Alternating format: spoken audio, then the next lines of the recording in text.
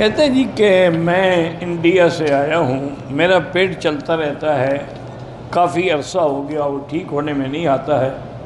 میرا بھائی اس کا علاج خود حدیث پاک میں ہے۔ ایک صحابی نے آ کے حضور صلی اللہ علیہ وسلم سے عرض کیا، حضور میرے بھائی کو شکایت ہے اسہال کی، پیٹ چل رہا ہے۔ آپ نے فرمایا اسقہ و اصلاً، اس کو جا کے شہد کی شربت بنا کے پلاؤ۔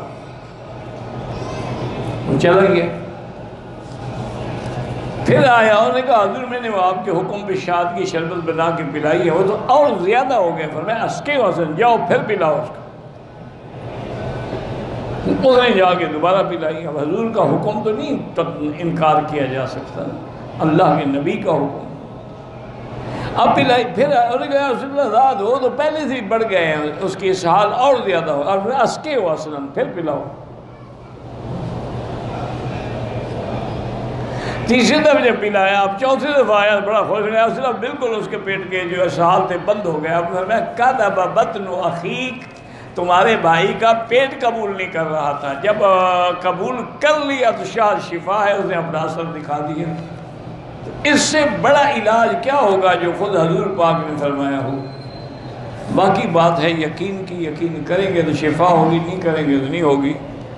کہتے جی کہ میری والدہ کو پچھلے 18 سال سے سر کا درد ہے، ہر طرح کا علاج بھی کروایا ہے، روحانی بھی جسمانی بھی، لیکن کوئی فائدہ نہیں ہوتا ہے۔